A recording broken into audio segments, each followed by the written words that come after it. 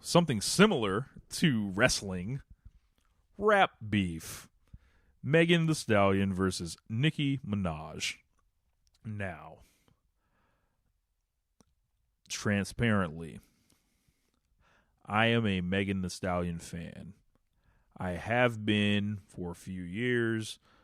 I think that she is one of the best rappers out. I think if people can get past being uncomfortable with themselves as men, and I'm speaking to men, and also like for some reason, a lot of men have decided ass shaking is not for them. I'm not here to judge them or anything like that, but that's not how I get down. I happen to enjoy the ass shaking, but I see her skill set, her talent. I've listened to the music. I've gone through and, I've reviewed her albums before. Like, I think she's very talented. And then, I think she's got it going. Like, as far as like being a premier, hip hop act going forward. Nicki Minaj, she just comes off like an old hater.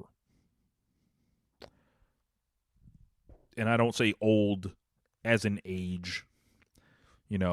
I don't say this to pick on Nicki Minaj for being, 41 years old, because I think she should still be able to do her thing.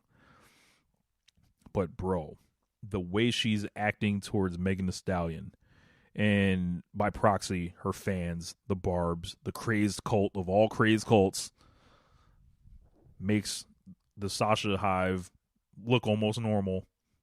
I've never seen a more threatened, a more gotten to, a more meltdown-ish like performance than Nicki Minaj on Twitter all weekend. Started obviously with the Megan Thee Stallion Hiss song, which she was rapping on. She was flowing, and she had a bar in there where she was like, They are not mad at Megan, they are mad at Megan's Law. You look that up, and boy, it's apparent who she's talking about. His song is not a full I'll put your name on it type of song. This is like, her just doing her thing, but sending shots, sending arrows, as they would say in the 90s or whatever. Megan Thee Stallion did some of the most hip hop shit this week, I think, that could ever possibly be done.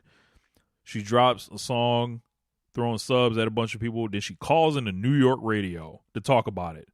A couple months ago, we saw that thing, that post on Twitter where people were like, yo, this was what we used to like. We liked when the rappers called in the New York radio and they were playing when Cameron was going crazy, when Nas was going crazy on there, Jay-Z and, various other people just calling into the radio back in the day, because that was how, they had to air their grievances. Megan did all that. And Nicki, I think, has watched the way that the winds have blown around Megan, and I think she's courting a certain audience that shows disdain for Megan Thee Stallion, that shows, the people that all of a sudden they're the biggest Tory Lanez fans in the world. I believe James had had something to refer to Tory Lanez as a kind of singer he is. I can't remember it. Maybe if he's in the comments, he can tell. It was like a cover singer or some shit. Like I don't know what it was, but they've declared their allegiance to Tory Lanez. Any type of Megan Thee Stallion post you see on social media, you see the comment section, overrun, free Tory. She addressed that also at the end of her song. She said, hey, man, sign up for JPay, do a conjugal visit if you want to holler at him. That's how you do those kind of things. Yes, James says Tory Lanez is a fucking remix singer. So, like, this leads to Nicki Minaj, like, minutes after Megan's song is out. She's on IG Live, and she's playing like a unfinished version of what would come out later on, and there are different like various lines about feet and all that, and the good foot, get up off the good foot, shoot you in your foot. And one thing like that I don't understand about with the Megan Thee Stallion with the foot thing and the shot thing is the people that admonish her and say that she did not get shot, right? How were they able to listen to this if she was never shot? This song wouldn't make sense at all, right? Then it's like, why are you rapping about feet at all? She was never shot. Why do you like this? There's an inconsistency here. You know, this is something that, you know, it don't add up on both sides. So I hear the Nicki response. This is a straight diss track. Don't let her say I didn't say this was a diss track. No, motherfucker. We know what you were doing. You're talking about this woman. You're saying her name in the song. Stop playing. She puts out one of the worst diss songs I think I've ever heard in my life. And when I say worse and bad, I say it from a standpoint of, you didn't take this seriously, did you? She's trying a lot of different tactics on this. She's courting the Tory Lanez anti-Megan Thee Stallion, anti-woman audience. She's serving the crazed lunatic barbs. But one thing she's also trying to do, a strategy of hers, is she's taking the tack that Megan Thee Stallion can't rap. And not only Megan Thee Stallion can't rap, it's like this open secret that the world knows. You can say a lot of things about Megan Thee Stallion, I think. Could you talk about some of her subject matter being limited? Could you talk about, you know, whatever? You can find anything to say about somebody, right? You can rank on somebody. We did that in high school, you know, like as Lil Flip would say. You can rank on somebody. But to say that she can't rap, that's not grounded in reality at all. So you lose points with me on that. You know, I'm big on taking facts and then making them hurt. That is not a fact at all. That is a bad opinion. that Megan Thee Stallion can't rap. That's insane. I think in Nicki's case here, she's claiming she has 4 other songs ready to go. I'm sorry. Keep them shits. Delete the files. Burn the masters. We ain't trying to hear that shit. This is, you know, I imagine Megan could fire back from here. If she doesn't, I think it's pretty clear, you know, from an objective technical standpoint of what the score is here. But I think some of the behavior that Nicki Minaj, she proves herself to be one of the most like unlikable people in music. And for people to see Nicki Minaj and not understand how that is, I find it insane how you could not watch her conduct and how she deals with other women who even look up to her. How eventually she turns on them all, except like, you know, ones that she finds are not any kind of threat to her. She admonishes Megan Thee Stallion for not being able to rap, but stood next to Ice Spice all of last year, who I like. I like Ice Spice. Wouldn't call her the most gifted lyricist in the world. She stood next to Ice Spice and rode her wave. She was good enough to rap next to, but Megan Thee Stallion can't rap. We don't believe you. You need more people.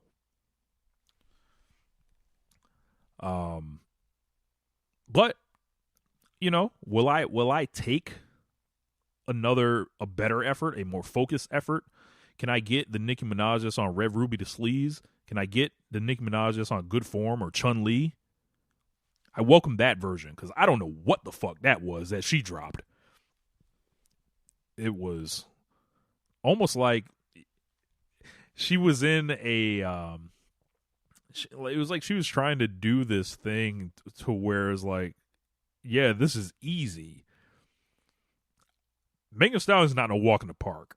And I don't know who needs to hear that, like who doesn't know that, like who sees the ads, who sees the pictures, the sexual raps, the you know, the pussy talk. You know, she talks about it. Let's just say it. And they get blinded by the fact or to the fact that this woman is an MC. Like, could it be where she's from? Like, they see her, she's from Houston, Texas. They don't think she can rap like that. This is the woman version of a fucking what's that thing called? When they do the fusion, this is a Southern woman modern fusion of UGK. That's who she is. James says it's a tall, brown-skinned woman that was a victim of abuse versus a woman surrounded by sex offenders. Yes, so of course Nicki chose the route of effectively asking misogynists to carry her for this. Yes, I'm glad you brought that up. So many lack of, with Nicki Minaj, the whole thing is like, you are married to a sex offender. You can't change that.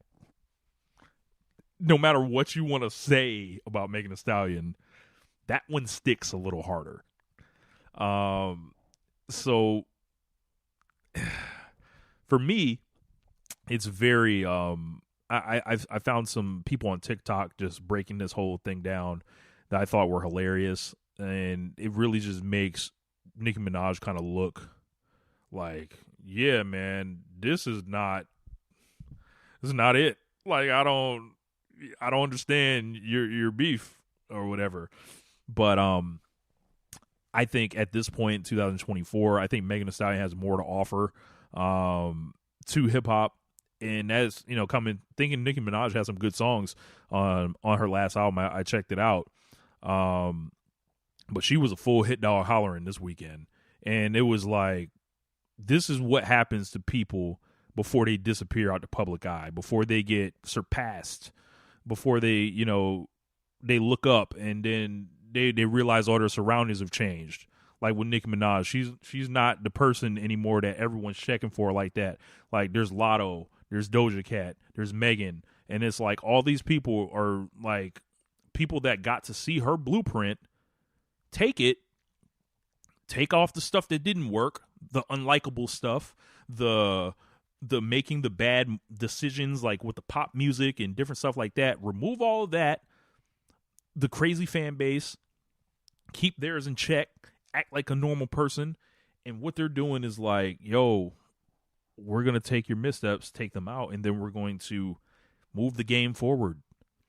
And I think Nicki should try to hold on as long as she can, but man, I think this weekend kind of demonstrates that I don't know if that's that much longer, because like the way Megan Thee Stallion is resonating and the people that are standing with Nicki Minaj, like Jeffree Star.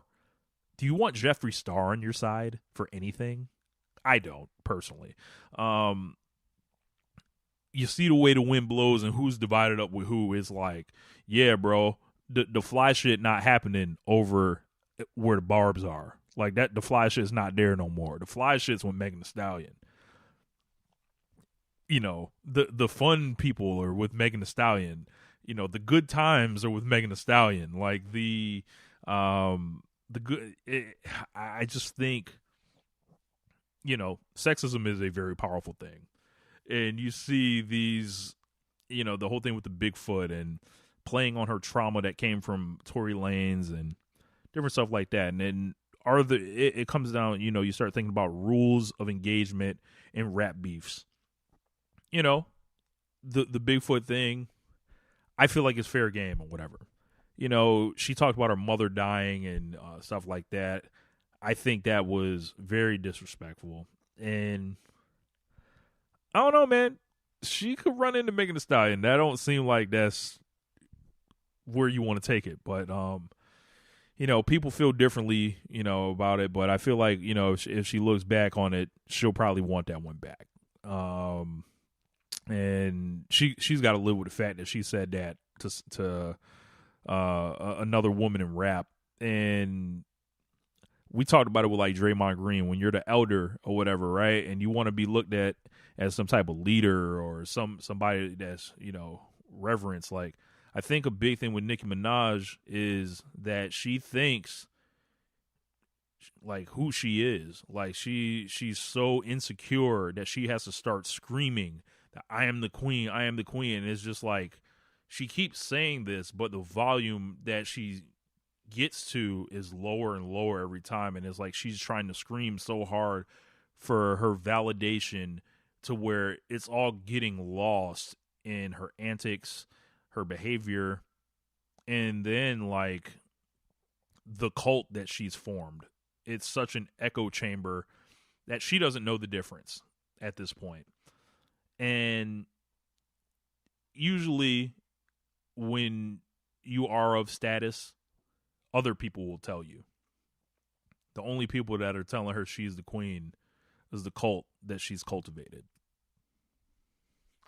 I think that's a good place to leave it, man. My name is Rich Latta.